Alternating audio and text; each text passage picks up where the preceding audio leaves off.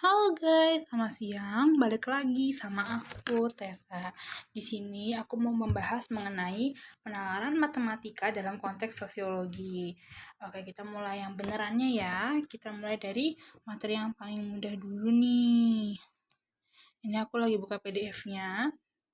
Jadi di sini ada PDF ya mengenai penalaran matematika, tapi kita nggak bisa coret-coret. Biar coret-coret kita buka dulu di web Office. Kita jadi landscape aja biar gede gitu layarnya ya.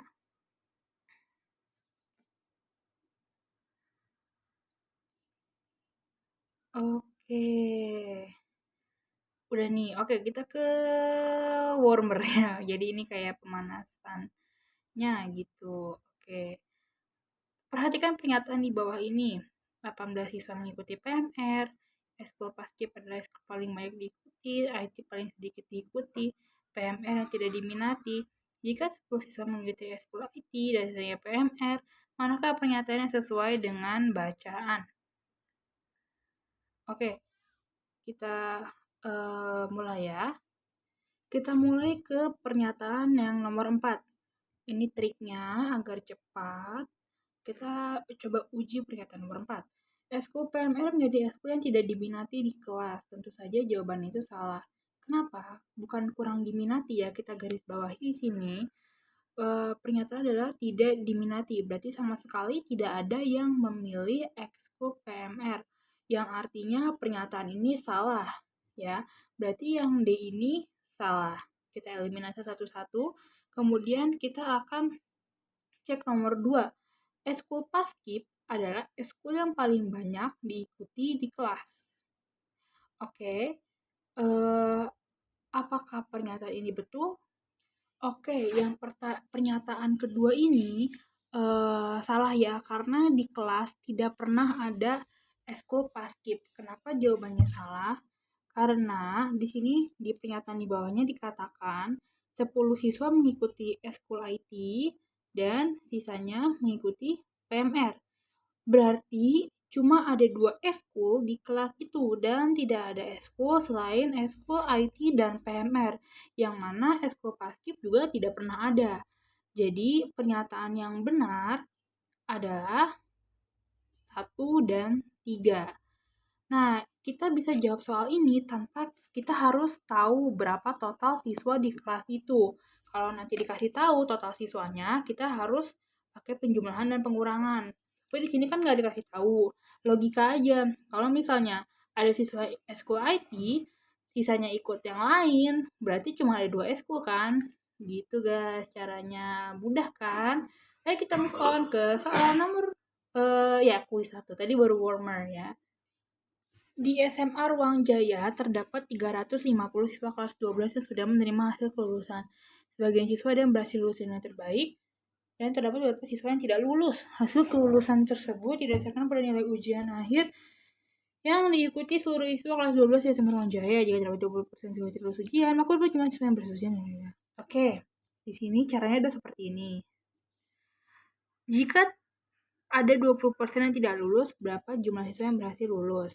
Oke, dalam sebuah ujian, kita cuma punya 2 pilihan guys, antara lulus dan tidak lulus. Cuma ada 2, berarti kayak sebagian-sebagian kan, ya tinggal bagi 2 aja tuh. Nah, jumlah siswa seluruhnya itu tadi berapa? 350 siswa. Oke, ada 20% yang tidak lulus ujian nih. Berarti yang lulus tuh berapa persen? Ya jelas 100% dikurang 20 kan? 80%. Gitu. Berarti udah ketahuan nih yang berhasil lulus itu ada 80% orang. Tinggal dikali total siswa. 350 siswa. Berapa jawabannya? Ya betul, jawabannya adalah 280 siswa yang lulus. Udah kan? Oke, ini tuh baru yang mudah guys.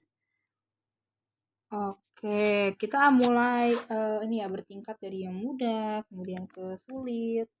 step by step aja. Lanjut ke kuis nomor 2. Di sebuah kantor polisi terdapat lapas yang dikhususkan untuk kejahatan yang berkaitan dengan kasus pencurian.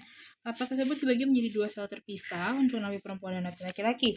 Para napi menjalani masa hukuman sesuai dengan ketentuan yang ditetapkan berdasarkan undang-undang. Ini biasanya ngomongin hukumannya. Oke, rasio perbandingan antara napi dan laki-laki dan perempuan 4:6. Jadi napinya 4x, perempuannya 6x. Jika napi laki-laki yang terjerat kasusnya berdua 6 orang, maka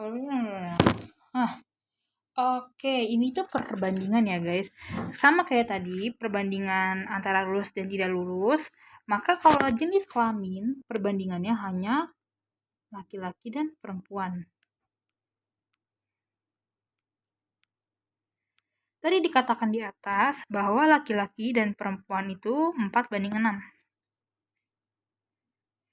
4:6 ini belum tentu jumlah laki-lakinya tok 4 atau perempuannya tok 6.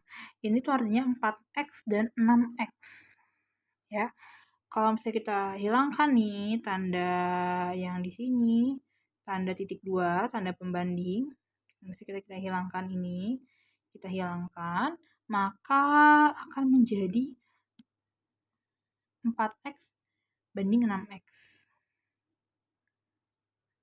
Oke.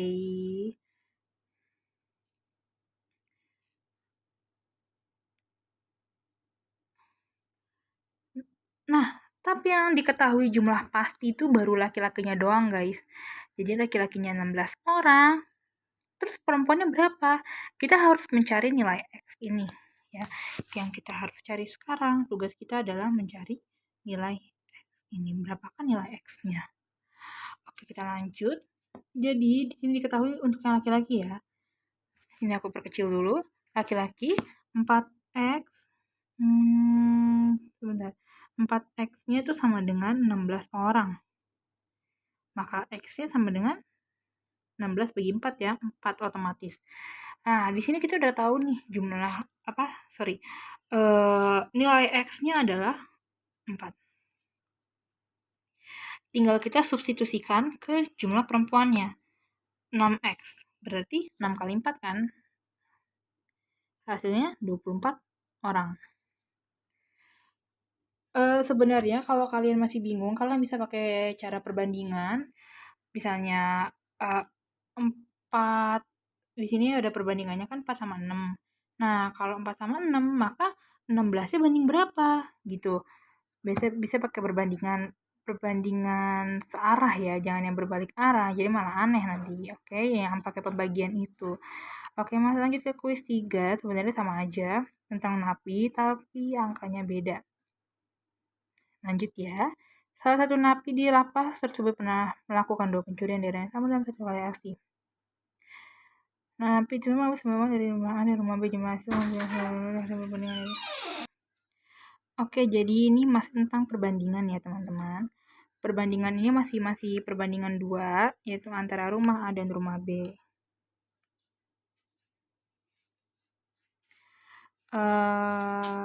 Oke, berdasarkan informasi yang tadi, kita dapat informasi ada perbandingan yaitu antara rumah A dan rumah B dengan perbandingan 2:4.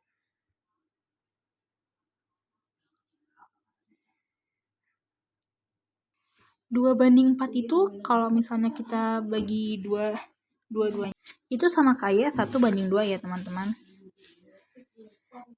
Kita sederhanakan aja biar nggak ribet. 1:2. Nah, diketahui bahwa total dari perbandingan ini adalah tadi ya guys, berapa ya? 24 juta. Berarti ini kan 1x ya. Kita tulis saja x ditambah 2x sama dengan 24 juta. 24 kali 10 pangkat 6 aja ya, pusing. Oke, kalau sudah begini baru kita jumlahkan. 2x tambah x 3x sama dengan 24 juta. X-nya dibagi ya, jadi tinggal 8 kali 10 pangkat 6. 8 juta. Nah, ini tuh baru X-nya doang. Yang kita cari itu adalah berapa jumlah uang yang dicuri dari masing-masing rumah. Nah, tadi rumah A kan 2, rumah B kan 4.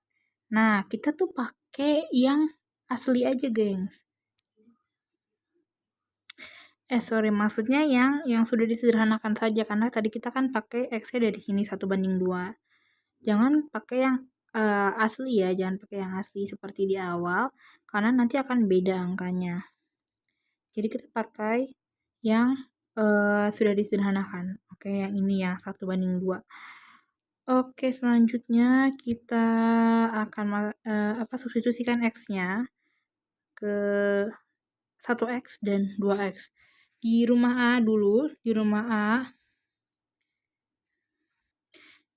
itu ada X, berarti sudah jelas dia 8 juta.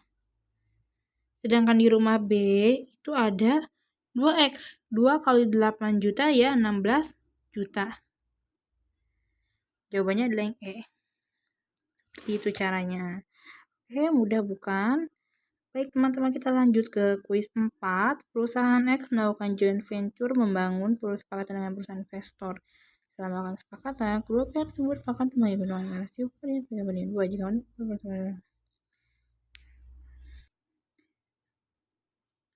ini sama persis kayak yang tadi, cuman angkanya sama dia digedein sedikit, dibesarin jadi 3:2, sehingga kita nggak bisa menyederhanakannya lagi jadi 3:2. Ini kayaknya di skip aja ya, sama aja kayak yang tadi. Oke, jangan di skip deh. Oke, dibahas tapi secara cepat ya, karena sama persis seperti yang tadi, benar-benar sama, tidak ada bedanya. Perusahaan X dibanding perusahaan investor. Perbandingan keuntungannya sebesar 3:2.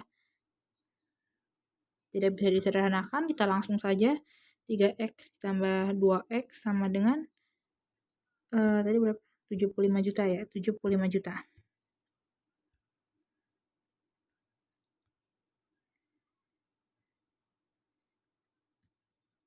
3X tambah 2X itu 5X. 75 juta. Maka X-nya 75 bagi 5. 15 juta. Ini baru X. Jangan lupa disubstitusikan kembali agar tahu nominal yang sebenarnya. Di perusahaan X itu dia 3X kan? 3X. 3 kali 15 45 juta. Dan di perusahaan investor 2X. 2 kali 15 30 juta. Jawabannya yang B. Seperti itu caranya. Oke, lanjut ke kuis 5. Terjadi insiden di Jalan Ruang Raya pada 2 November 2022. Insiden tidak menimbulkan korban jiwa. Lagi kerumunan yang muncul kan yang banyak spektator, crowd, setelah pihak berujung datang, keduanya di mediasi.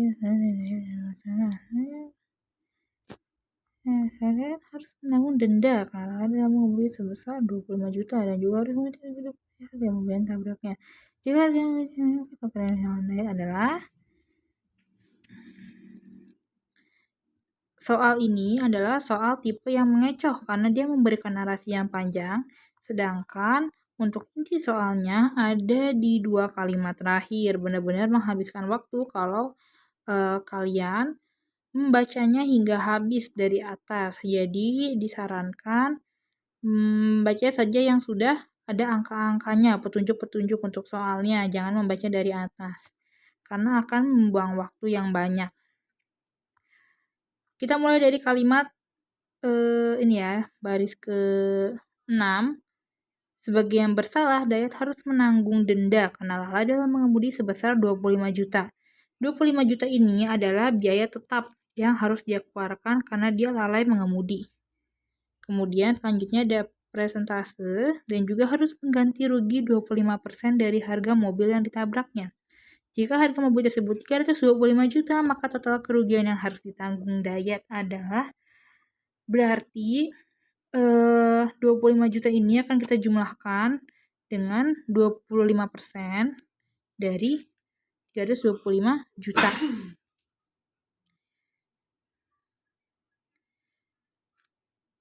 Oke, 25% dari 325 juta.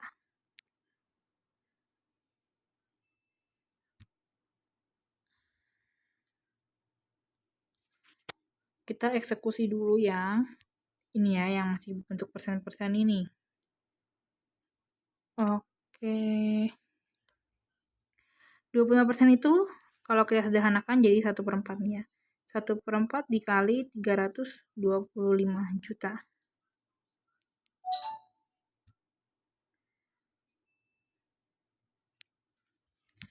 325 dibagi dengan 4 hasilnya adalah 81,25 dikali 10⁻6. Nah, ini kan baru sebagian operasi ya. Kita balikan lagi ke operasi awal, di mana dia harus dijumlah dengan 25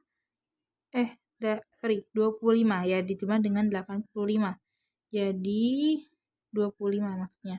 Jadi 25 dijumlah 81,25. Hasilnya berapa? 106,25. 106,25 ini masih kita kalikan dengan 10⁻6. Oke, kenapa bisa ya langsung dikali seperti ini? Padahal dia masih ini kan, dia masih ngikut-ngikut nih 10⁻6 di belakangnya. Kenapa nggak dikali dulu baru dijumlah? Karena anggap saja 10⁻6 itu sama dengan A. A ya. Misalnya kayak 25A ditambah 81,25A. A-nya itu nggak bakal berubah kan, dia bisa ngikut kemanapun. Mau dijumlah, dikurang, dia akan A, tidak jadi min A, gitu. Maka 10/6-nya ini, dia cukup ngekor aja, tidak perlu kita hitung dalam operasi. Jadi hasilnya adalah ini ya, 106,25 dikali 10⁻6. Jangan lupa, kalau misalnya di sini tidak ada opsinya, dikalikan dulu dengan 10⁻6. Maka jawabannya adalah yang E.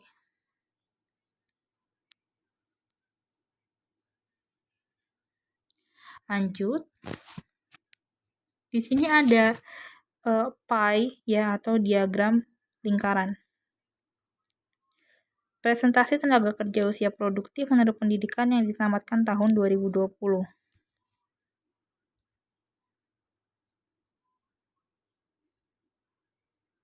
Oke, kita amati dulu, tapi jangan terlalu lama, 5 detik cukup.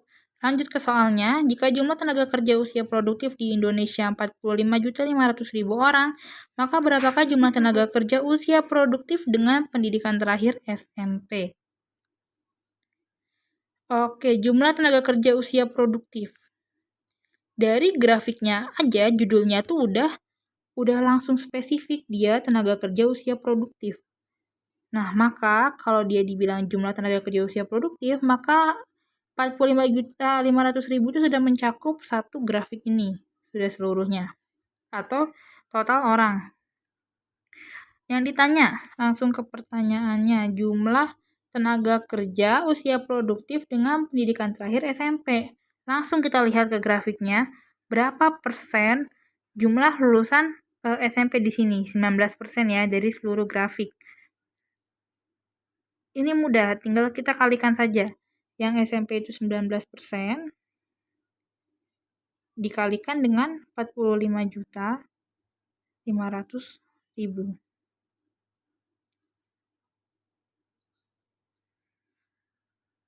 Oke, ini nggak hemat. Nolnya kita jadikan 10 pangkat aja. 10 pangkat 5. 19/100 dikali 455.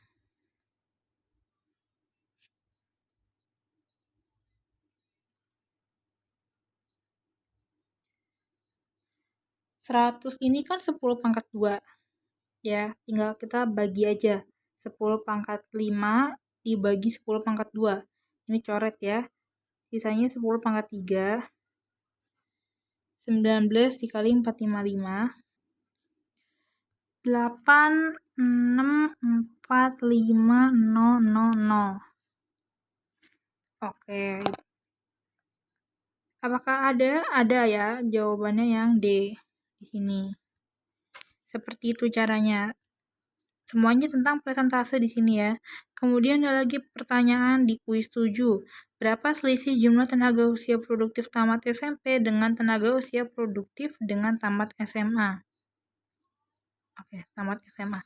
Selisihnya tamat SMP dengan tamat SMA. Yang SMP tadi kita sudah tahu hasilnya 8.645.000. Sekarang kita tinggal cari yang tamat SMA. Tapi itu ribet banget. Kenapa kita nggak ngurangin dulu presentasenya baru dicari totalnya ya, total semuanya selisihnya. Nggak usah cari satu-satu dulu, langsung aja kita kurangin nih. Yang kita fokus ke SMA dan SMP-nya. SMA-nya di sini kan 32,1, SMP-nya 19,0. Nah, kalau kita kurangi, selisihnya berapa?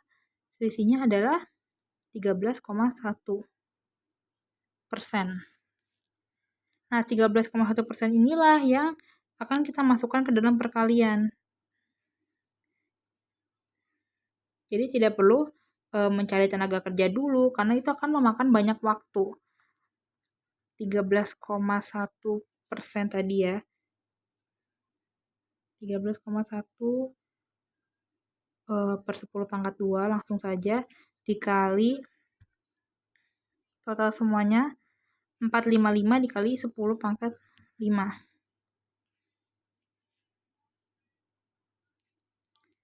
Seperti biasa kita eliminasi dulu yang ini ya, yang 00-nya menjadi 10 pangkat 3.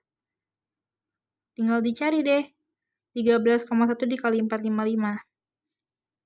Jawabannya adalah 59605000. Jangan lupa dikasih titiknya. 59.605. Oh, nolnya kelebihan 1. Nah, jadi jawabannya 5.960.500. Jawabannya ya D. Oke, untuk cara cepatnya sebenarnya 000-nya ini nggak penting. Kalian bisa cukup cari aja yang angka ini, angka pastinya. Jadi 000-nya ini nggak penting, dia cuma ngikut doang. Kecuali nanti ada yang digit yang beda jumlahnya. Kalian bisa sertakan 00-nya, dihitung lagi. Tetapi kalau seperti ini kan digitnya sama-sama 7 biji ya. Nggak usah dihitung lagi, karena itu bakal ngebuang waktu banyak banget. Ini karena pembahasannya aja, maka dihitung 00-nya. Langsung aja lihat depannya ini kan udah pada beda tuh ya. Oke, lanjut ke kuis 8. Pemerintah daerah melakukan program bantuan beasiswa sebagai bentuk kontribusi pemerintah daerah untuk memberikan perubahan sosial. Ini kita skip. Jika program beasiswa berjalan sesuai harapan dan berhasil meningkatkan 3 kali lipat jumlah tenaga usia produktif, maka berapa jumlah tenaga kerja usia produktif yang masih tamat SMA setelah adanya program pemberdayaan? Oke teman-teman, jadi kuncinya di sini adalah di kata-kata meningkatkan 3 kali lipat jumlah tenaga usia produktif tamat perguruan tinggi. Intinya adalah jadi yang tamat perguruan tinggi itu jumlahnya orang-orangnya naik 3 kali lipat. Kita bisa balik ke grafik yang tadi. Yang kita fokuskan di sini cuma 2 ya, jadi kita nggak usah scroll bolak-balik ribet ngabisin waktu. Cukup kita ambil intinya, yaitu hanya perguruan tinggi dan ini ya, tamat SMA. Cukup 2 ini, udah nggak usah dilihat lagi yang lain. Kita naik ke atas ke tempat grafik pie yang tadi. Oke, jadi di sini perguruan tinggi tentu saja presentasinya jauh lebih kecil dibandingkan yang SMA. Jadi kita nggak usah khawatir kalau misalnya bakal jadi minus nanti presentasinya. Nah, perguruan tinggi ini naik 3 kali lipat, gengs. Yang artinya 13 kita kalikan dengan 3. Jadi 39%. Nah, ini tentu akan berdampak pada si lulusan SMA. Kalau yang lain nggak usah kita pikirin, ini nggak usah. Cukup perguruan tinggi sama SMA, seperti yang tadi aku katakan. Nah, kita hapus nih ya semuanya tentang SMA ini yang 32,1%. Karena si perguruan tinggi ini mengalami kenaikan hingga 3 kalinya, maka otomatis SMA ini harus turun dong, agar grafik ini mencapai 100%, masih 100%. Nah, berapa selisih kenaikan antara perguruan tinggi ya yang sudah 3 kali lipat dengan yang awalnya? Kita kurangkan ya, yaitu 39 dikurang 13% ini ya dalam persen. Jadi 26% untuk kenaikannya. Maka yang SMA ini harus kita turunkan sebesar 26% juga. Jadi 32% ini yang SMA ya. 32,1 dikurang 26. Hasilnya 6,1%. Setelah mengalami penurunan, maka persentase SMA ini udah bukan lagi 32,1, tapi sudah berubah menjadi 6,1%. Nah, hal inilah yang tidak boleh kita lupakan step-stepnya. Jadi sedikit step by step gitu. Jangan langsung di 3 kali lipat udah langsung aja 39% tanpa kita ngurangin si persentase anak SMA-nya. Yang ditanya, jumlah tenaga kerja usia produktif yang masih tamat SMA setelah adanya program pemberdayaan adalah, tadi SMA berapa? 6,1% ya. 6,1 per 10 pangkat 2 dikali totalnya 455 dikali 10 pangkat 5. Ini bisa kita coret jadi 10 pangkat 3. 6,1 kali 455.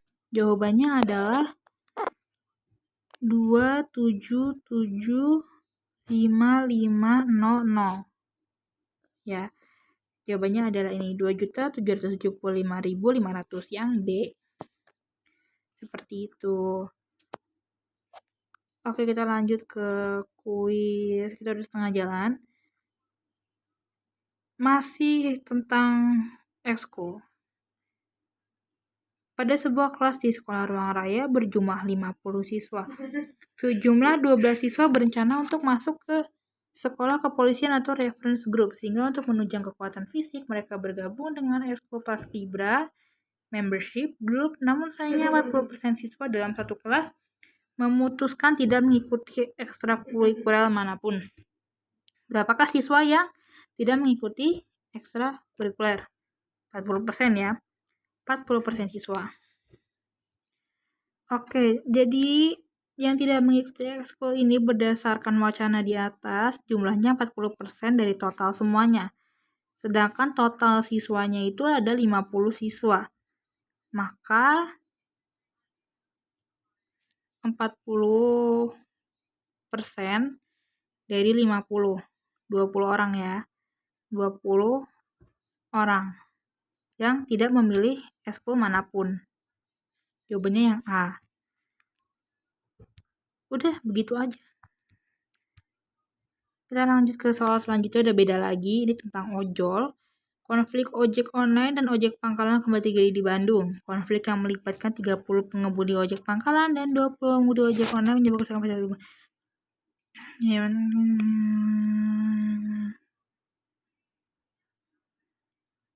Kita bisa highlight yang ini, kalimat terakhir, karena ini dia mengandung angka-angka. Lanjut ke pertanyaannya. Oh, ini ternyata benar salah ya. Ini cukup complicated. Berdasarkan ilustrasi di atas, manakah pernyataan yang sesuai pada kolom? Oke, kita kembali. Meski konflik sudah dimediasi polisi, 20% pengemudi ojek pangkalan dan 30% pengemudi ojek online mengalami luka-luka.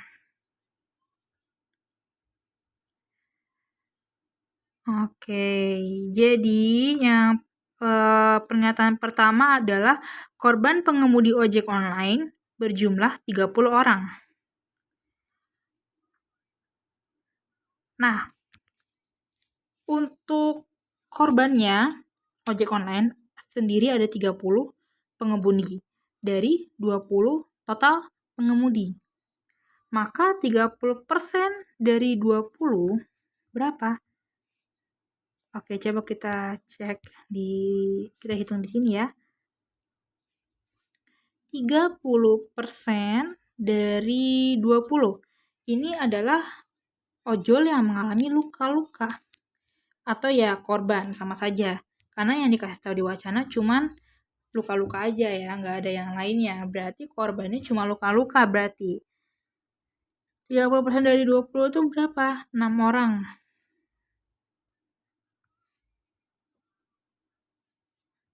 Tapi di pernyataan dibilangnya 3 orang guys. Berarti ini benar apa salah? Salah ya. Salah itu di kiri. Di kanan. Kalau benar di kiri. Pengemudi ojek pangkalan yang selamat berjumlah 24 orang. Kita kembali lagi ke bacaan yang tadi. Ojek pangkalan yang selamat nih. Berarti yang di luar ini dong, di luar 20%. Alias 80%. Ini yang selamat. Ini khusus ojek pangkalan ya. Nah, tadi total orang ojek pangkalan berapa? Ada 30 orang. 30 ojek pangkalan dan 20 pengemudi online. Ya. Nah, kita langsung kali aja, 80% dikali 30 orang.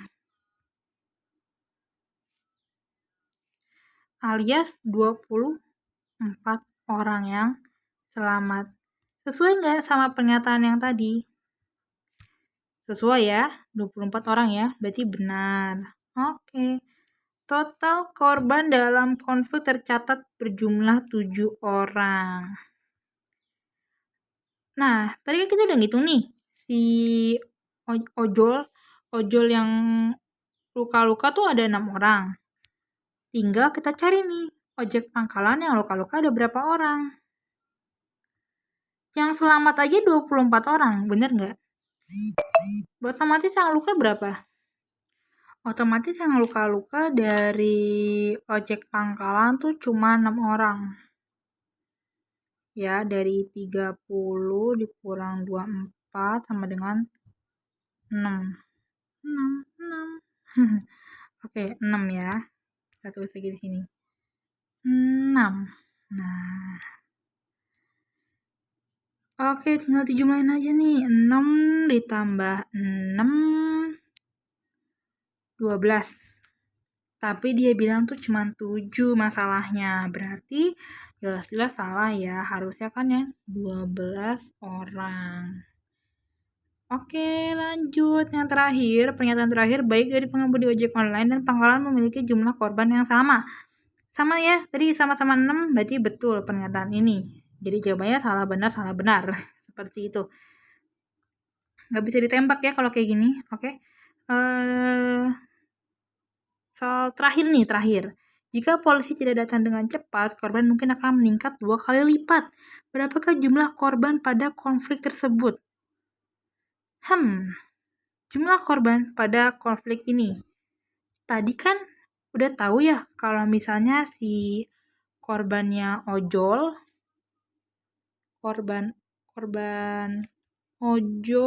ditambah pangkalan itu 12 orang. Dari mana? Dari 6 tambah 6. Kalau dia meningkat 2 kali lipat, otomatis kaliin 2 dong. Kali 2, berarti ada 24 korban. Seperti itu. D jawabannya. Oke, terima kasih guys yang sudah mengikuti pembahasan soal PM ya. Di sini ada post-testnya juga. Mungkin lain waktu aku bisa bahas bareng sama kalian mengenai post-test ini. Tapi untuk sekarang kita bikin kesimpulan dulu ya. Kesimpulannya adalah PM itu seru, mudah, menyenangkan, terus challenging juga, tidak membosankan.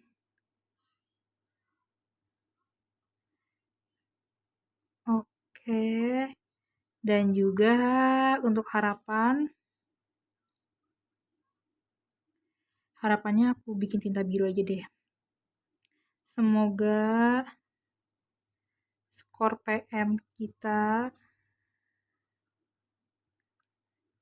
1000. Oke, ketemu lagi nanti ya. Dadah.